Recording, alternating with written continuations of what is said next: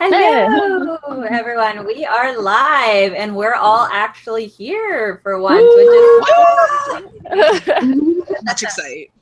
So much excite. So today we're wanting to talk a little bit about starting new writing projects, which is something near and dear to my heart because I'm going to be like kind of longing this whole chat because I just so badly want to start something new right now. Same. I'm not around. There are similar feels. Okay. So I thought we'd start off by talking about, because I know every writer is different and kind of has like fun, at least I know I do have like funny different rituals. Every time I start a new project, I always do the same thing. So I thought I would go down the line and see if anyone else has rituals or habits they do every time you start a new project. And Megan is on my left here to begin. Oh, this is a tough one. I don't know if there's anything that I do every single time. I do usually, maybe every time. I wait to start writing it until I have a first line. For some reason, like once I get that first line, that's like, oh, I have the voice, and now I feel like I can get started. And maybe like the one time that I haven't done that, I've had a way harder time getting started with the book. And for some reason, for me, like it always comes to me, and then I just go. Awesome. Rachel? I always have to have the characters' names, and I know that's like a, whatever, but like I have to have the perfect names for everybody that I can possibly think of, which sometimes is, a little bit time consuming. But like once I have that, I'm like, I know who this character is. And sometimes I'll have like long, elaborate names, and it'll take me like 30 minutes of searching to find like a good name. But like once I have that, I feel like, oh yeah, I'm good. And I won't be changing it. I'm like, I have a solid character at that point. And then I'm like, yeah, sure, let's just like write whatever. Interesting. I've changed my main character's name like 4 times, and it really does throw me off every time because you really do get cemented in your head who this character is. So Kelly is next. I definitely don't do this all the time because it doesn't make sense for like anything set in space or anything, but like making the Sims houses of like my characters' houses where like if they're at home a lot and I need to like remember the layout, having an actual like physical house that they move through for a little bit. Like I don't really play them or anything, but like and usually I'll just like do a pre-made house and then kind of decorate it as the characters would. Idea. But that way I actually like can see the house in my head and I know where the bedroom is, and even if I'm not using it, it just makes it make more sense to me, and I'm not stopping as often to like, okay, so if they're in the kitchen and their mom is in the living room, can they shout to each other kind of thing? That it's all just right there and I don't have to think about it at all. That's so smart. That's so neat. I didn't think about that. I fully support The Sims in anything writing related. So. Yeah. Every time it's like a more intense version of drawing a map, basically. Yeah. I have Emma next. So first off, when Megan was talking, I like noticed her skeleton earrings for the first time. Oh, are they skeletons? So, They're mermaid skeletons. What? That's amazing. Oh my god! I just got them. You know something weird? I'm actually wearing a little scrying glass and then a skeleton hand. Yes! Oh, That's yeah. so weird. Skeleton in the background. What? Me too. Chat? I feel left out. I have no skeleton. My skeleton is in all of my videos. Like he's always back there. That's amazing. I'm like, well, if you can see that bag there, I mean, it's just a bag, but there's a big deer skull in that. So. I really like skeletons here on the WordNerds. I do. Where are the rest of your guys' bones? Come on. Nice. That is super creepy, and I love it. Thank you. Keep on in this one does. Anyway, I do like normal things like making like writing playlists and Pinterest boards and all that stuff. But like something that I found that I like unintentionally was always doing, and now I've like started intentionally doing it, is like before I even start like plotting and doing like my 4-part structure, which is the structure I like to use. Before I really get into all of that, I always write the first scene. Like I have to get the first scene pinned down, and so I'll like write it and rewrite it, and like I'll just write like a couple like paragraphs at a time as it like comes to me, but I like have to get that first scene and that first image down to kind of like cement my idea of like the tone of the story and the characters and where they're starting off. So I write the first scene pretty early on, and then I like plot out the rest of it and start writing. I'll sometimes write the first scene like months before I actually like start writing the rest of the book. Interesting. And then Desiree. The very first thing I always do is make a Pinterest board. Because when I come up with story ideas, I don't come up with like full ideas like ever. I come up with like one sentence interesting concepts. Like I can never, like a full story never just pops into my head. So when I go to Pinterest and I type in like, I don't know, underwater fantasy city, like so many other like images will pop up, and that will help me start to build my story. But like I can't start a new project without a Pinterest board. It's impossible.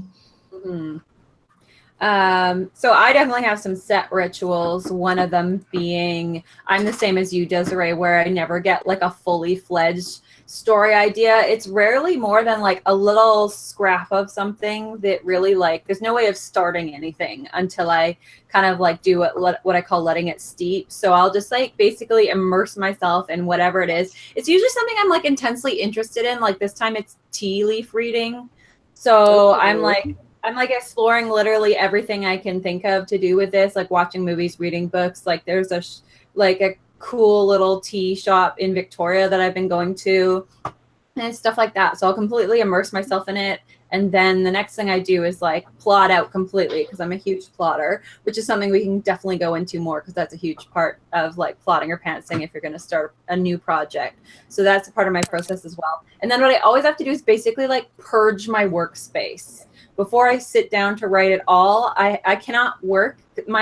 I don't know if you can see like a little bit of behind me, but my office right now is just a bloody mess, because I'm just editing 2 different projects. So I'm like, I don't care. I'm not doing it in here. I'm actually doing it like in different coffee shops and stuff, because for some reason that's where I edit. It's not at home, because it uses a lot more concentration, I think.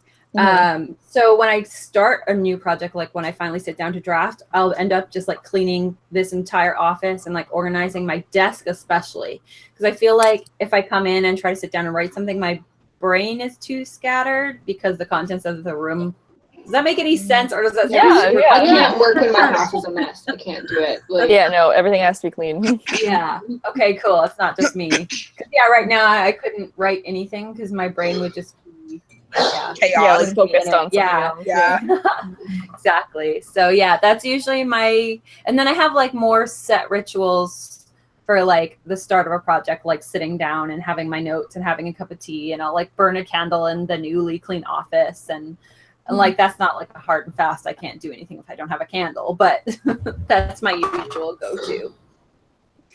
So kind of on the same topic, I'm wondering if you guys have ever been really excited and done all your rituals and started the project and then found out that it just like wasn't working for you.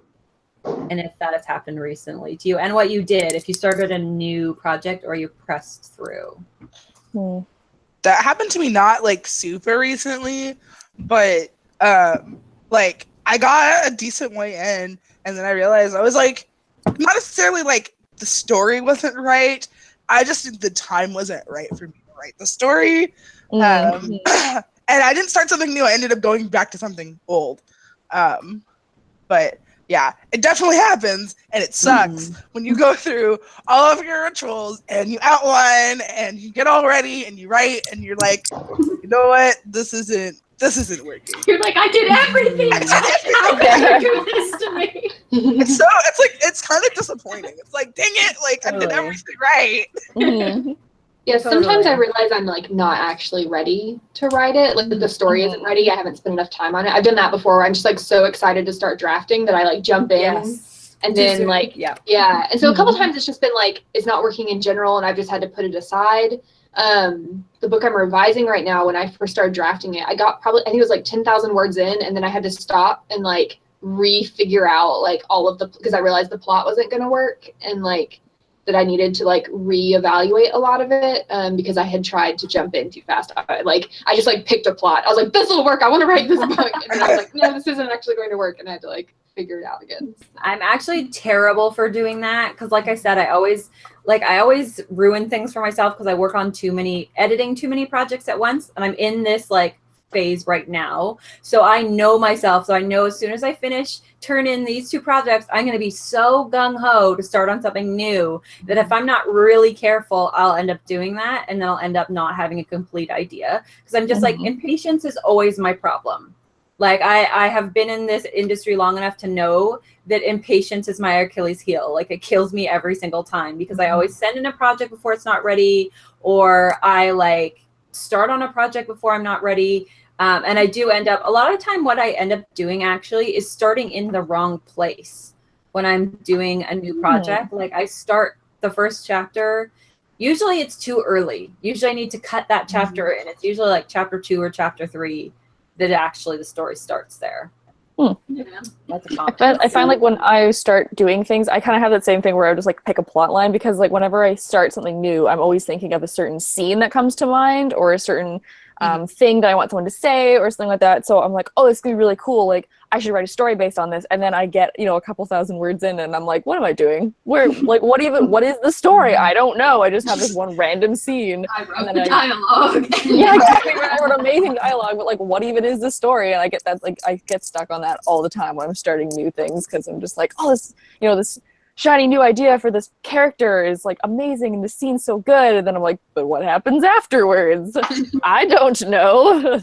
I often find that like my first idea, especially for the plot, is not the right one. Like it's usually like my second or third idea I have is a lot better. So yeah, sometimes it'll be like the first idea and I'm like, this is great, and I start writing and then I'm like, oh, actually I have a way better idea that I should have like waited for instead of like starting. Okay, that is like a whole nother thing. Like I even named that like the shiny new idea syndrome or like SNIS. And I'm like, yeah, such a problem for me because I will hop from project to project if I let myself. So I actually have to, I have done it before where if I haven't started something yet, I'll let myself put it aside and start that shiny new idea. But if I'm already halfway through a book and I get something I'm really excited about, I'm like, I used to let myself do that, and now I don't. Well, for me, I mean, for the book I'm working on, like, I'll be like, oh, this is what the plot should be. And then, like, I start, like, writing too soon, and then I realize that there was, like, a better idea for that plot than what I originally had. I see. Okay, yeah. So even a better idea for the actual story. See, because I know that, I tend to have, like, the opposite problem of, like, what you were talking about, Erin, where I will wait a really, really long time to start something because I'm like, I have time. Publishing takes a billion years anyway. I need to wait until I know exactly how all these plot lines are going to come together. And I'm trying to be better about it because it makes it so you never write anything. Yeah. I think you can like, and this is coming from the point of view of someone who rushes into things too much, but like, I think you can like I think more once you get something in the works, like if I'm waiting for my publisher to edit her current manuscript that I sent to her and I'm like, okay, I could work on a new project. Like I'm just starting to come to the terms with the idea that it's not necessarily a bad thing to like wait a few months even between projects and like, especially do stuff like clean up your office or like read, like I don't get to read as much anymore. I would love to just have like a solid week where all I do is read. And I think that's hugely important to being a writer too. So I'm really going to try to force myself, as eager as I am to jump into a new project, and I'm really eager, I'm going to try to put it off and like read as much as I can, at least for a week straight, because I think it also kind of recharges your great idea. That's a huge problem for me that I feel like I have to constantly be drafting or revising something. Yes. If I'm not like writing new words or fixing words, then I feel like I'm not working. And so that's part of why I'll rush into drafting. Totally. And spending enough time like generating the ideas because I'm like, it's time to start a new project. Let's go. And then, like, it's so true. The guilt. It's like the guilt of not constantly working. Yeah, the guilt of just like sitting there, like looking, like staring at your notebook, figuring out, listening to your like playlist. Like I feel like that's not work, and it is, Yeah, I was gonna say that's why it is kind of, and I totally feel that guilt too. But I really have to tell myself how ridiculous that is because, like, if you did sit down for an entire week and all you did was read in the genre you write, that's still work. and it's like a very integral part of your work. So I don't know why we do have this guilt of like constantly having to drive ourselves to put new words on the page. Like it's all part of the process. So that's very well said, but like hard. that just makes me think like, oh my god, I work so hard. Like I just I deserve a break. I deserve a break, and that break could be more books and not writing books. Yeah. Yeah, I have been reading a lot of fantasy this year. Anything especially good? compared to last year? Oh yeah, I'm listening to Now I Rise, the sequel to And I Darken right now. Oh, Loving that. Just finished Forest of a Thousand. It's like everything that I should have read last year. yeah, I'm reading now. But Forest of a Thousand Lanterns. so Force good. Against the Night. Oh yeah. Finished the Shades of Magic series. Yay! It's- I'm in such a reading slump right now. Like, Same. it's so bad. Same. I was in like a reading slump for like a couple weeks where I like, well, actually, it was probably a little bit longer than that, where I was like stuck in the middle of a bunch of books and I needed to finish them, and then I like finished them all, and like all the books I've read since then, I've just been like super into. Like I've just been like finishing like a book every other day. Like, Good job. I Like, that. I was reading through a bunch that were like really thick books, and so like it's nice now to be like, oh my god, finally, like great story, but like, oh finally, I can move on to like another book. I'm in the exact situation right now because for some reason I first started reading Children of Blood and Bone, and I was like super into it and just like plowing through it, and then I got like I'm on the last like third or not even of it, and I just stalled out for some reason. I'm not really sure if it's been because I will want to say it's because I've been busy, but even when I am really busy, if I'm like super into a book, I'll still pick it up and like make like fit in time anywhere I can. Whereas this, I'm like I keep having to remind myself like I got to go back and finish this. I think it's because like I feel like all the big stuff has already happened in it, and it's just like winding down. I'm like, No, it hasn't. okay, all right. Maybe I do want to go back and pick it up again. Okay, now I'll probably pick All it the up again. big So stuff thank you. happened already. One of the great things too about like reading all these books though is that you need to know for comp titles. Like I have a draft that I'm working on, and my comp titles that I used for the last book that I went on sub with are not going to work anymore. They're too old. Like I need to know Yeah, that's really true. what books are coming out so that I can have things to compare my book to. Like now I know what my new work in progress would be compared to in the market. Oh, well, is that like a thing interesting, where that's did true. the editors ask like, oh, we want comp titles from the last like 5 years, or is it just Prefer that at least one of them be like I think more Oh, I like think modern. it depends. Okay. I think it depends because my recent one was in the agency catalog, pitched as an all feminist, all LGBT version of the Raven Boys. But I think the Oh, Raven okay. Boys is like classic enough. Like yeah, it transcends labels and like, time. I think it's well known enough that it's not like some more of like a one-hit wonder that came out 10 years ago. It's like, you know what I mean? The last book just came out. Like Yeah. That's- yeah, if fair it's enough. older, if it's and like there's a new super- series coming out in the same same Yeah. year. So Okay. it's yeah, very yeah. much still new. I think also when you can be like taking something that's like really well known and like either a classic or kind of becoming a classic within Yeah. like your genre, and say like it's like this, but I'm putting like this like spin on it, like where yours Yeah. is like very feminist and all of that, so Yeah. I appreciate that too. Instead of just be like, oh, it's like this other book, you're saying. Mhm. Mhm. Yeah, no, it's really important to. I do agree though, like to keep up with what's coming out right now on the market, and like even just so you can be. Well, when an literary agent says or an editor says, "I want something that's this tone or this flavor," and you're like, "I have no idea what that is because I haven't read anything that isn't 10 years old." Mhm. So that's important too. So Yeah. we do have a question. Maybe scroll back and find it. Helen asked, "What's your guys' favorite part about starting a new project?" The possibilities. Yeah. I was like Pinterest boards. I'm like, whenever I got a new project, I'm like so excited. I'm gonna research all the stuff. Like, researching. like- Maybe not Pinterest. Researching. I'll put that one. Okay. I love Yeah. when you just have like that idea that like pulls a bunch of things together perfectly, like when you like don't know how to make something work and then like that like a line pops into your head or like a scene pops into your head and you're like, this is perfect. Like I just love that feeling.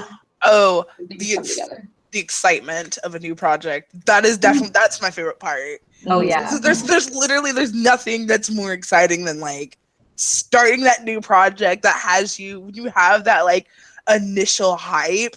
There is Yes. nothing better than the initial hype of a new idea. It's amazing. It's The, why like, it's why I'm a starry-eyed writer. Like Yes. Yeah. That's so true. And I always have, I don't know if you guys have this, but I always have this kind of like a high and then a crash. Because I get really, really excited. But of course, it's never going to be as good on the page as it is in my head. So I'm all hyped up. And then I start, I'll start chapter 1, first paragraph. And I'm like, yeah, so excited. And then I finish chapter 1 and I'm like, this is not as good already as I want it to be. And so it's almost like a little reality check. yeah. Well, and like part of the reason I write like chapter 1 so long before the rest of the book is because there's like that high and I write chapter 1 and then I like realize that I don't have enough material. I don't really know what's going to happen next. You know, the next thing I have an idea for is like another like 10 chapters down the road. I'm like, well, I don't know what happens next in this book. I didn't think this through. And like having to plow forward, knowing that realizing that you've made this huge plot hole.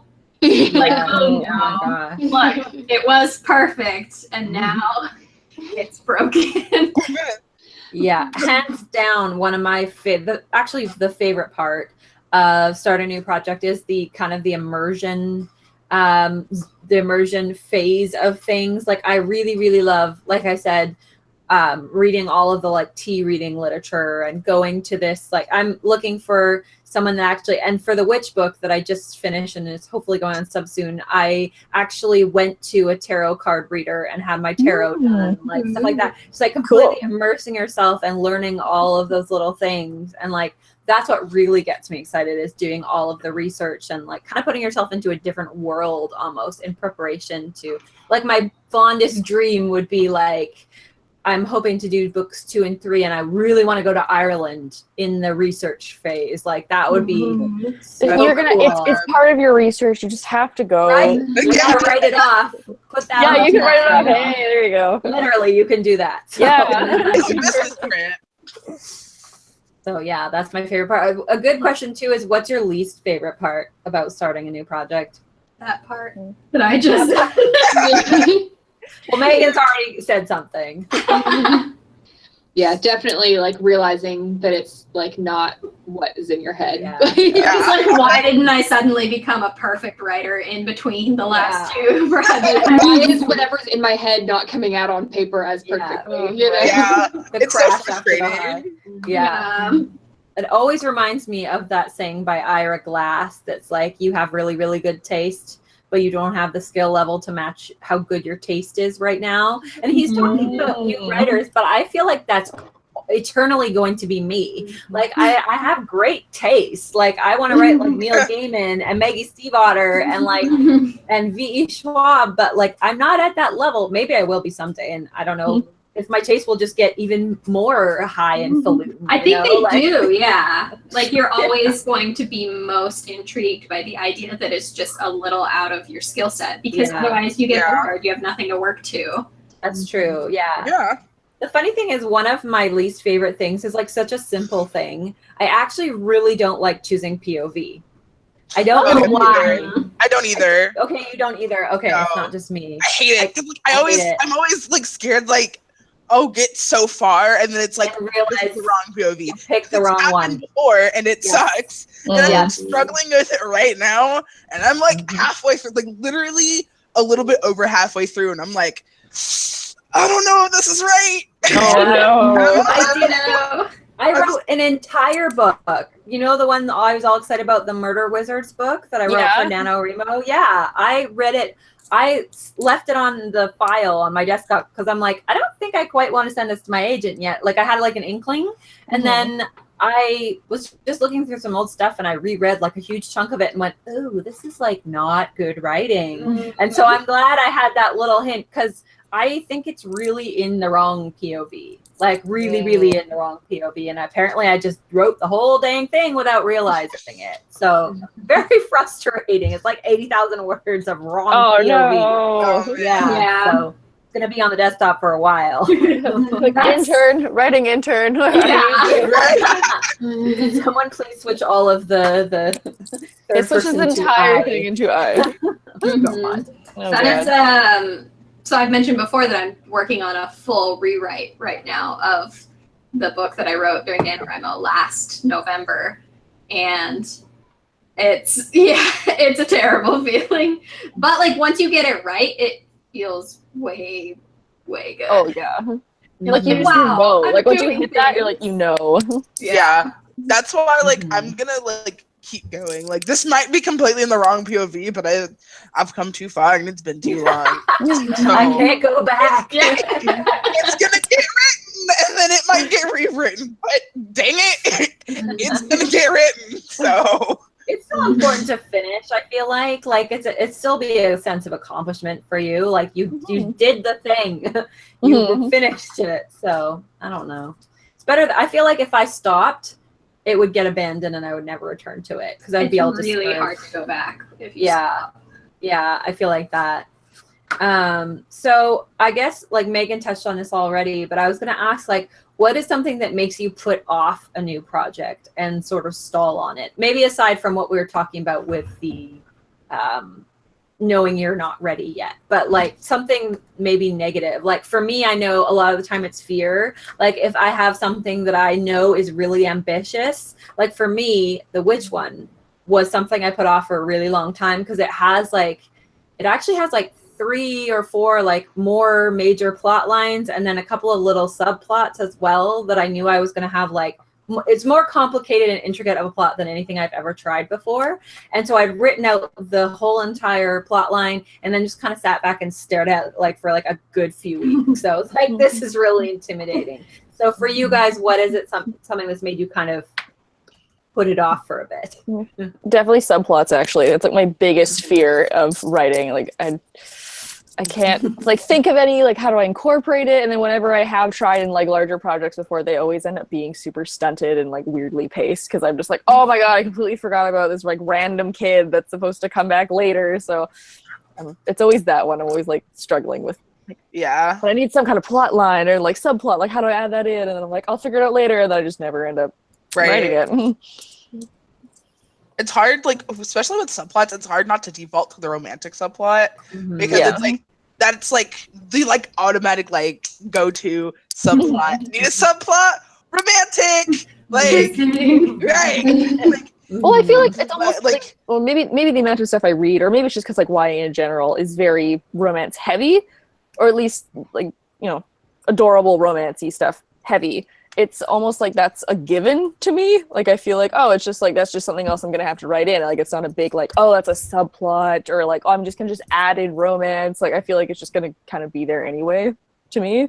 So I'm like, well, like that's just like automatically a thing. Like I'm not really worried about that. I'm mostly worried about like side characters or honestly like political intrigues and intricacies and like people plotting behind other people's backs. Like I can't think of that because I'm like so focused on these people that I'm like, I need to get these people to think that these people are doing that, but really they're doing this. And there's this other guy that like has his own agenda, but like how does he work into that? And then like I just get confused and then I give up. Oh my God, I am so with you on this one because I love political, like especially the kind of like court. Yeah, I love reading it. Like that's one of the reasons that I was so attracted to the Sarah J. Maas series when it first came out because it had all that like court intrigue and backstabbing and like and I love that, but I look at that and I'm like way too intimidated to try to write that. So that would sound like court intrigue would be like my dream like fantasy novel to write, but I feel like I would feel like I'm not smart enough to do it. I know, I'm the same way. Super twisted. Like I want to be able to write like a Megan Whalen Turner novel where like you're with the main character the whole time, but still somehow like you're missing out on a bunch of information at the end, and it all comes together and like makes so much sense. And like everyone's been doing like secret plots behind each other's backs. Like I love it. Yeah. Well, like I having just read the Liza Locke Lamora, and like that is. Like just everything is a subplot and everyone is backstabbing this person and pretending to be that person and this heist is going on and this heist is going on. They're trying to do this heist at the same time or not trying to backstab that person at the same time and this person comes in chat. Like it's just so much. It's an amazing novel.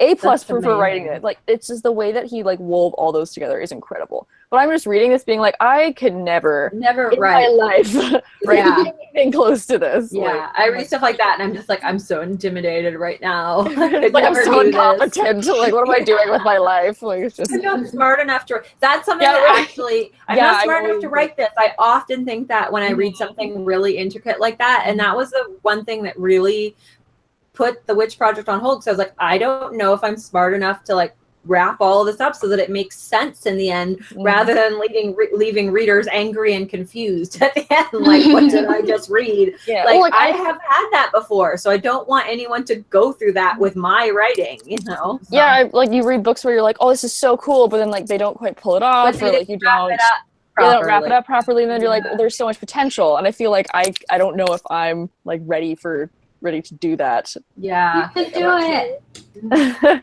You might as well try. Right? Yeah, I feel like that's like I feel like that's how you would learn how to write those things, is keep on writing those things until it actually works, right? But I'm too scared. I'm too scared too so far. I feel like the only way you, like you were saying, the only way you can learn how to write them is to revise them. Yeah, and I think you're right. Revise it if you haven't. Yeah. I think it would just take a lot of intricate plotting and a crap ton of revising. I think you would just be spending a lot of time on revisions, honestly. A lot of brain power is going towards that. I'd have to ask someone who writes a lot of court intrigue and backstabbing, but I suspect it's a lot of revisions. Yes. It's so funny because we were talking about plot and then like if everything wraps up and pays off, because this is one of my pet peeves for story. And this happens a lot in movies. I find I watched the horror movie Hereditary the other night, and there was a lot. It was really well done up until the very, very end. And then the ending just fell so horribly flat. Like they had taken all the plot lines, and instead of like following through with all of their foreshadowing, they did some of it, but it was like they kind of just tacked on the most obvious ending. Oh, that's disappointing. Yeah, it was. Yeah, they really went with the smack in the face obvious ending. So I was disappointed, but what was that movie about? I don't want to spoil it, but okay, I'll try to explain. Like overall, I saw the trailer like thumbnail. I was like, oh, it is really hard to explain. It's like a girl who's her grandma dies. It's more about the mom, and there's like a lot of history of mental illness in the family. So you kind of don't know if it's like something weird and supernatural happening, or if it's a mental illness thing, or if it's hereditary. Yes, exactly. Yeah. So the funny thing is, in ways, it could have been clever even with the ending they had, but the ending was not done in a way that I found clever. So yeah, I don't know. So what you're saying is everybody watching this right now has to go watch that movie and then not do that. Do not do it if you are a horror movie rookie. Do not watch it. It's horrifying. It's the scariest horror movie I've watched in a while, which was why I was disappointed. Yeah, it was really well done up until then, I found. Some people still like the ending. It's like that Lost thing all over again. Don't get us started. We didn't have a slap fight over that, so I will not bring that up. Anytime you mention Lost, you can see like mine and Megan's like hackles get raised. They're like claws. Just like ready to defend Lost to the death. We won't go into that. Yeah, our claws start like growing out of our fingers. There's like hissing sounds from the screen. Yeah. So I guess related to Hereditary, do you guys know your endings before you get started on a new project? It's a good question. Yes. Not usually. Sometimes. I don't always know how I'm going to make everything work at the end, like how everything's going to come together, but I always know what the last scene is going to be. I know where the characters are going to end up in the end. I don't know how I'm going to get there a lot of the time. I know where they're going to be at the end. And a lot of times I have like, because I always have like an opening image and a closing image, like of where the characters will be and like what will be happening in that in the opening and the final scene. Yeah, I'm the exact same way. I have to know where they end up and what's going on in the end scene. And I don't ever actually know like the very, very last. And I actually struggle a lot with that, like how to close. Like I've read dozens and dozens of the ending, like the last couple of paragraphs, but I still really struggle with closing up the book. Final scenes me are like too. my favorite thing. Well, like I like it. Oh. I just feel like I can't like it just sounds cheesy to me all the time. Yeah. I mean, it's just because I write, well, I mean, like, you know, English student, like I write a lot of essays. And so the endings for essays are usually either, if you're going like science class, it's either like, in conclusion, you know, this genetic thing leads to this, and sometimes it makes, you know, people do this and this, done. Or it's very like, so as you can see through all these things and the metaphors of this and the symbolism of that, make everything come together in a beautiful thing. And like, it's just so it's like really like long-winded and flowery, or it's like very straight to the point. So I feel like whenever I write endings, it's always like really awkward and like cheesy and like wrapped up really strangely. So I'm like, oh, I don't know. My last scene of my books is usually like my favorite scene that I've written. Like I love writing final scenes. I hate writing climaxes. That's the thing I see, because like I said, I usually don't know how everything is going to like come together and work out, because I feel like you have to be really like smart and clever for that. And sometimes I'm like, I've made this whole mess and I don't know how to fix it. So I hate writing the climax. I will like put off writing it for like weeks. I'll just That's like not so write funny. because I don't want to write it. But after, like, I love the denouement and like the falling action, and I like I love writing the final scene. I'm so the opposite, because I love writing the climax because I know exactly what's going to happen, and I hate the falling action. I'm like, I don't care anymore. It's all over. There's so many problems and I don't know what to do with it. And I know where the characters need to end up, but I don't know how to get them there. But once I like can get them there, I love like Oh my gosh, having them that's there. funny. That's so funny, because I'm just like, I want to be like, and then they all like lived happily ever after. Goodbye. The end. It was fine after the big fight. Yeah, exactly. No one died. Everything's fine. They all just lived in a house together and ate muffins, and it was fine, and everyone was happy. The end. Yeah. Like, especially with like final books in like series and stuff, like the like last scene or two of the book is like solidifies whether or not I like it. Like I'm obsessed with like that's so endings true. of books. I love them. And like I pay a lot of attention to like what does and doesn't work about them. So read a lot of books that you like the endings of. Yes. Figure Now out I'm how going to to be like super pressured if I have a series and Emma's reading it. I'm like, oh my god, she's going to hate it if I don't perfectly do the last paragraph. see, I'll let you know. No. Just make sure I read it before it's published. I'm so afraid. It'll ruin a book for me if the last scene is terrible. Well, the funny thing is, you mentioned the falling action needed to be more, and that's actually something my agent said too. So it's a lot longer than it was before. Well, we are talking about starting a project, so maybe we'll have to do another talk on Finishing ending a project. Yeah. Actually, yeah. Seriously, the end of books could be a whole new chat. So I guess another question is, speaking of trying new ideas and getting excited about a project, do you start a new project when you are, or do you ever work on two at once, is what I'm trying to ask. I have never ever drafted 2 books at once. My head would explode. Yeah. Yeah, I haven't like fully like immersed myself in 2 projects at the same I time. would be putting characters in the wrong books. And if they were in different like points of view, oh my gosh. There's no way I could do like first person and third person at the same time. I don't think I have enough Yes. brain space for that. Like, it's hard enough to have enough brain space for one book. Like, 2 at the same time just seems like I would get 2 very bad books instead of one slightly better mediocre book.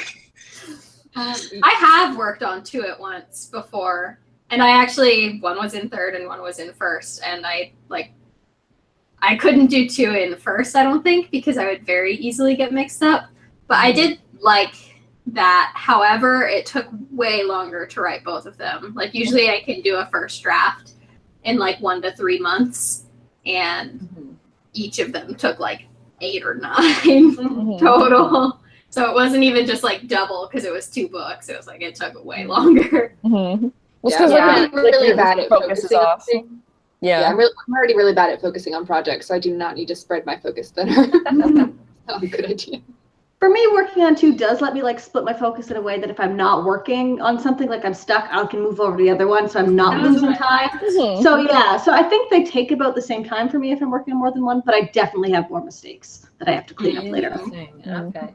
Yeah, because I used to do it all the time, and when I was writing one on Wattpad and one for my agent, X agent. And like the problem was is that I often did it in both of them first person. And like I had one at one point that was like first person past tense and one that was first person present. And that was like literally the worst thing I possibly could have done. And I never did it again. It was horrible. So I actually never work on 2 drafts at the same time. Usually I'm editing one and and as I'm nearing the finish line for the one I'm editing, I'll start a new project. Right now I'm editing 2 and I haven't done a new project in 7 months, but you know. I think we have another question. So Leah says, do you write a new project quickly or slowly, or does it depend on the book? Always slowly for me. Not a fast drafter. I'm not a fast anything when it comes to writing. Depends on the book. Mm-hmm. If I can hit the halfway mark quickly, then I'll for sure finish it quickly. Actually, yeah, like once you get past a certain point, you're like, I'm running all this stuff, and then just be fast. Yeah, the first like 25% of the book always takes me a long time, and then it speeds up a little bit after that. For me, it depends on the project. Like if it's a really complicated one, like the last time, it'll take quite a bit more time. But it always takes you do still write very fast. Yeah, normally it's much faster than my last one, actually. Usually it's in about a month, but then my edits take a long time because I pay for it in different ways. Yeah, mine are too. Like my 1 month long drafts, I spend several months doing revisions. Exactly. Yeah, both things take me a long time, so it's cool. You're also like working full time. I only work part time. I think revisions for me actually go, I would say, fairly fast. I think faster than writing, because by the time that I've gotten to the end, I've kind of already had in my head like what I need to fix, or I've like gone back and like written stuff. So I feel like once I hit the revision stage, I'm like, oh yeah, I totally know it needs to be fixed. And like, sure, that might take like some brain power of like working some stuff around, but by that point, I'm like, I'm ready to go, and then like that's a lot easier for me. Or like, oh, grammar stuff, I'm just like, yeah, like let's just like get in the zone and then just like do all the stuff. Do all the things. But like writing the draft itself, it gets me confused, because again, I don't know how to like write endings, nor do I even know where my plot's going half the time. So I feel like that takes me really long, and then by the time that I've like actually like gotten it all through my head, I'm like, oh yeah, okay, I can just like go back and fix that thing, and then just, it's all right. I'll say that the book that I wrote the fastest, that I drafted the fastest, is probably my least favorite of all the books I've written. And like, because I think part of the reason I was able to like write it so quickly is it wasn't a very like complex book. Like the plot wasn't very complex.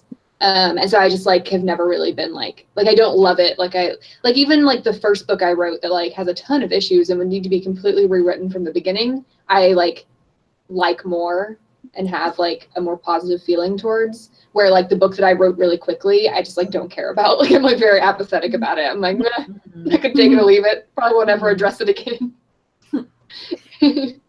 Wonder if you polled like people that were pantsers and plotters, like if there would be a big difference in the speed between the 2 versions, you know? Yeah, because I feel like plotters would be faster because they know what they're doing, you know? Well, but then but then who knows? I mean, it's also just your writing speed. So. But then also like pantsers, you could say, are going fast because they're just like typing whatever comes to mind. They don't stop, and that's true. It might even out be the same speed because they're not wasting time plotting, essentially. Yeah, exactly. So like, just going. But I always, when I was a really, really severe plotter, I would find myself in like holes.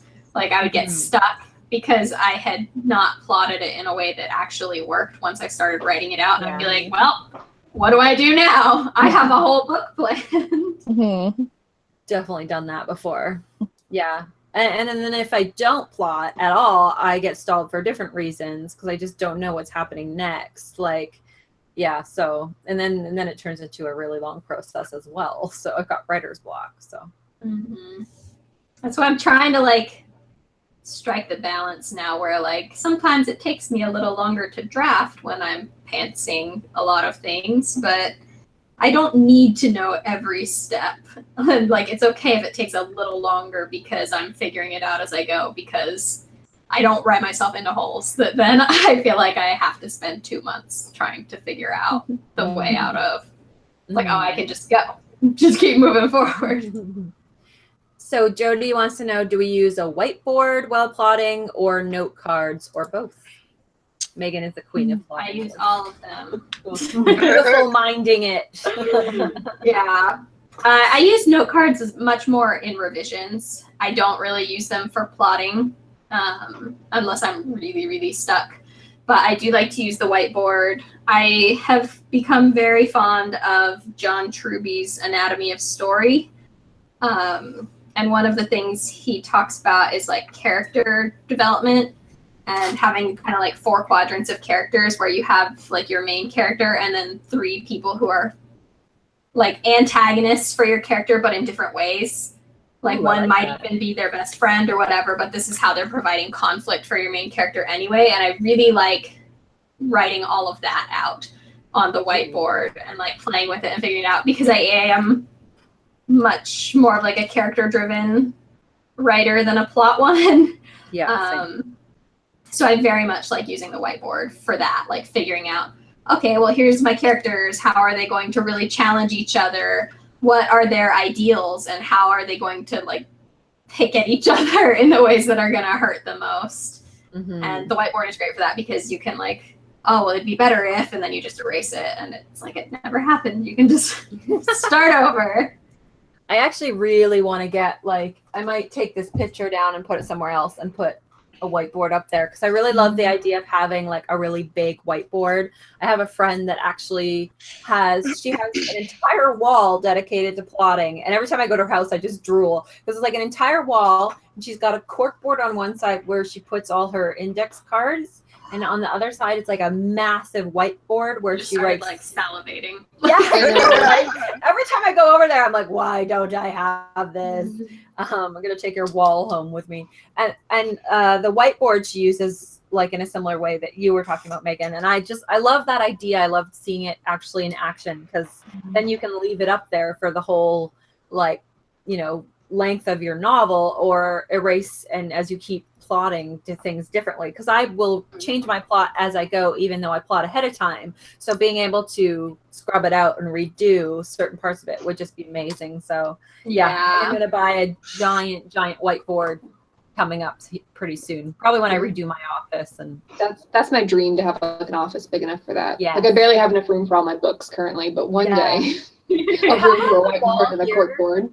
I need one that's at a height though that I'm not like leaning over and breaking my back, so I might have to move this and put a giant one here. It won't look as pretty, but I went to an office once in Seattle that like my friend worked at, and they did a bunch of like product design, graphic design and stuff.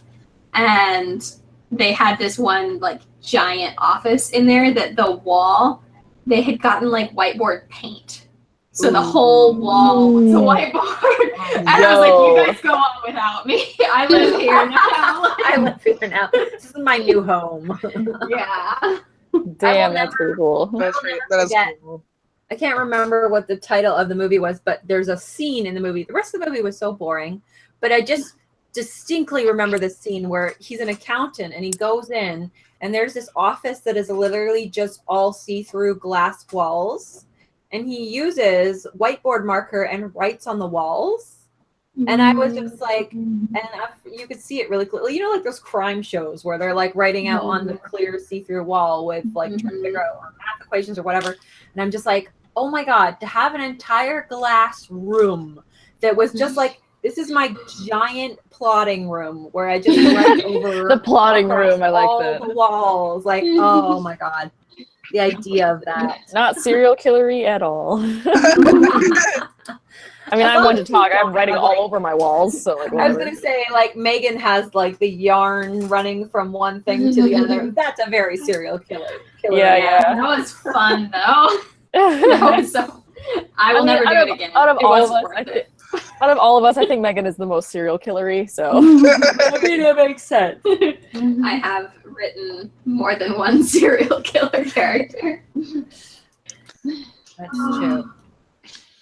I have 2 actually, though my serial killers are they're always bad though. Like I think you've had Mine are main always characters. bad, but they're main characters. Also main characters. They always get theirs in the end, though. You know, justice, all That's that. fair.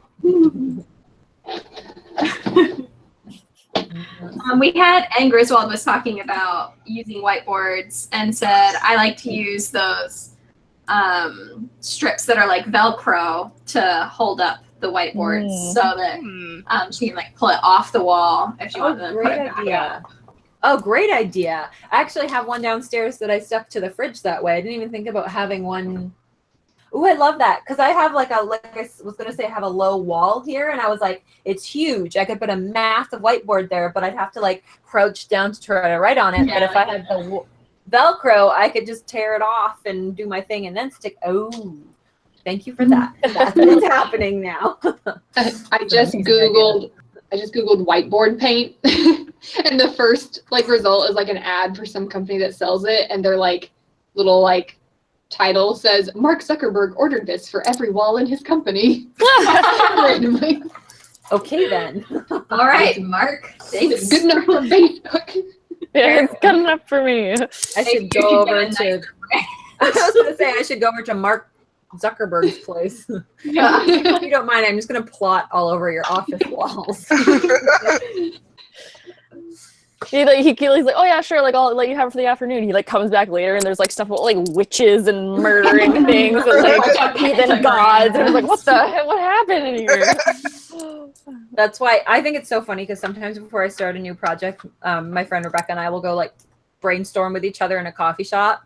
And yeah, like if anyone heard our conversations, like, oh yeah, and then the witch does this and there's cannibalistic witches and blah, blah, blah. And I'm like, I can only imagine if someone was just hearing like snatches of our conversation. Oh my gosh, yeah. That happened one time. I went to one of the coffee shops that I really like in town.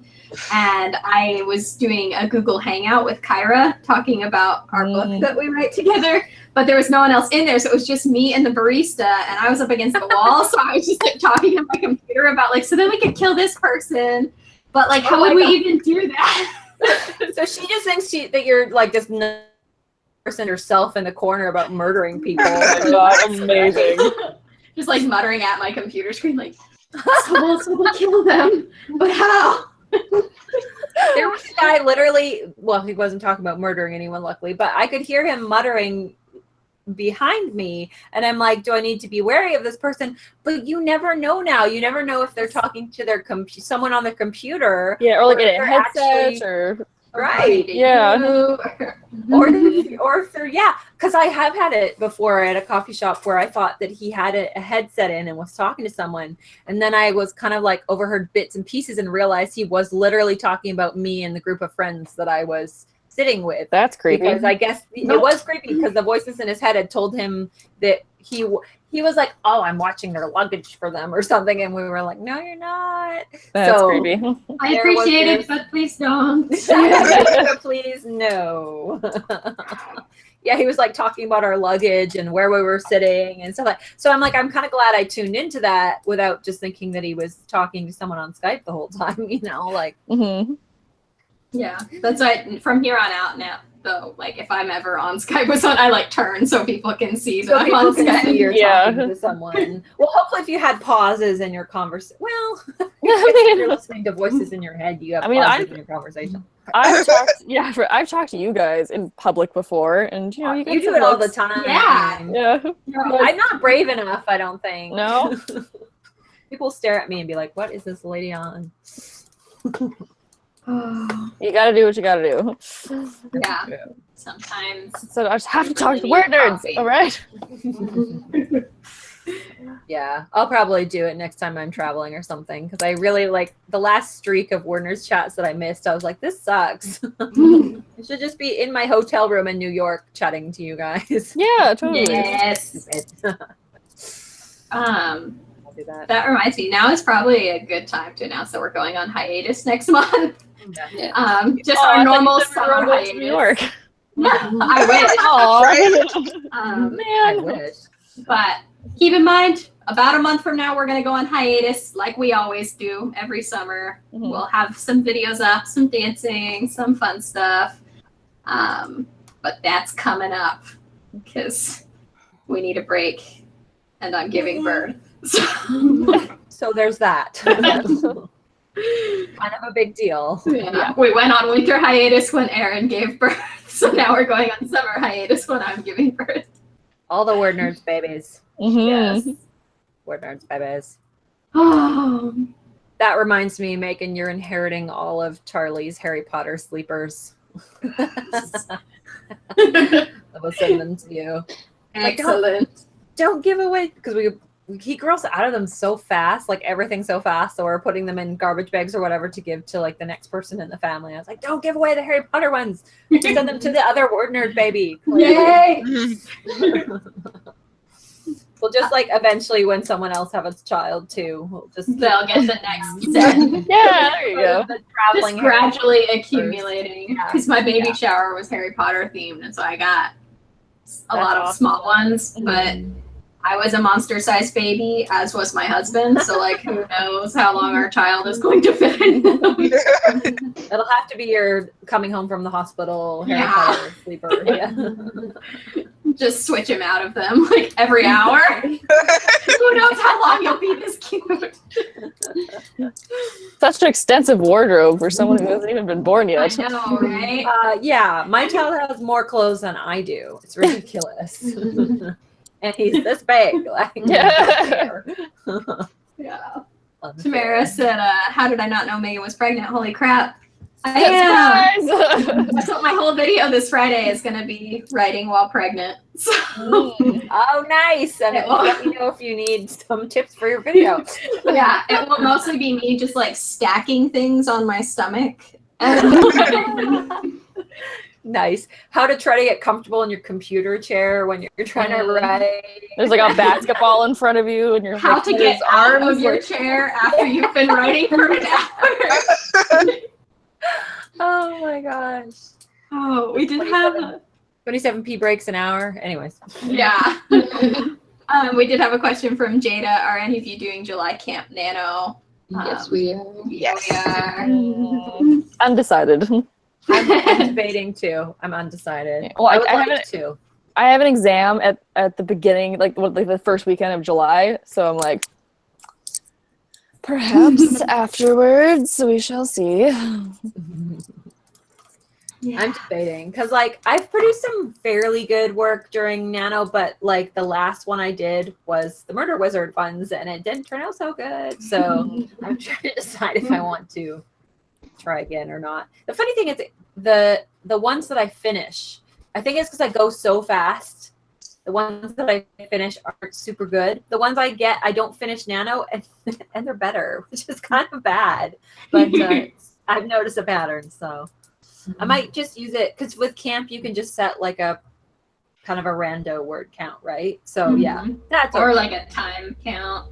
Yeah, I'll probably do that then because that would be fine. I think it's just when I try to force myself to write like a huge amount in a very small amount of time, it's not necessarily the best work. So Yeah. I will be trying to do a huge amount of words in a small amount of time because I want to finish the draft that I'm working on. before baby By, comes. yeah. Oh By my the end of the month when gosh. the child comes. So Yes. I am so familiar with that race against time. Yes. Yeah. That was it was like like, I have literally so much time. Oh no, there's no more time. I literally have entries in my writing journal where I'm like panicking because I'm like, the baby's gonna come now and I'm not finished this witch book. Oh my god. Yeah. Never write again. Yeah. The pressure. You will write again. It's just hectic and crazy at first. Yeah. See, the key is not to give into that guilt. That Yeah. guilt we were talking about. Don't let that hit you when you're a new mom. It's not that's not fair to yourself. Oh yeah. But we are going to be doing write-ins every Sunday in July that we are here. We're going to be leaving on hiatus on July 23rd. So up to the 22nd, we are doing write-ins. And our first one is For the Words. Like we're partnered up with For the Words. So watch my video yesterday. If you haven't seen that yet, it's an awesome website and we're really excited. I had to laugh when you're talking about crystals or whatever. I was like, Yeah.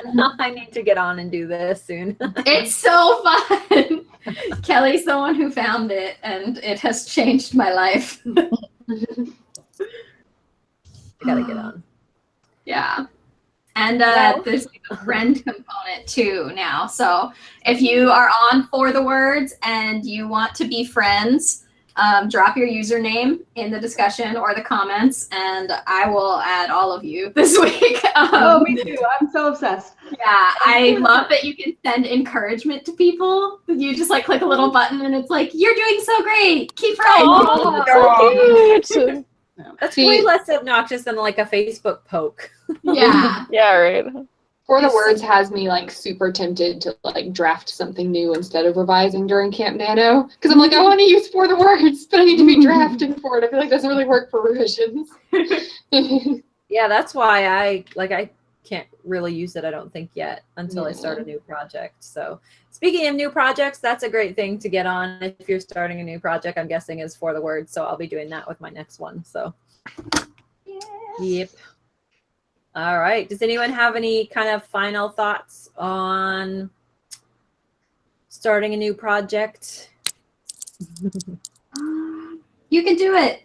Take the time you need to get prepared, but then don't let fear hold you back from getting started. Like, you don't need that much to actually start a new project. And keep going, even if it doesn't match what's in your head and it's not as genius as you thought it would be, because that happens to literally all of us, even the most genius writers. So keep going, and then you can edit it to be as perfect as you always dreamed it would be. So thank you for joining us, you guys. I get, what's our next live chat? Is it a write-in? Book club. Book club. Oh, Next yes, book write-in. club. Woo! Turtles all the way down. Turtles all the way down by John Green. Thanks for watching us, guys. Bye. Bye. Bye.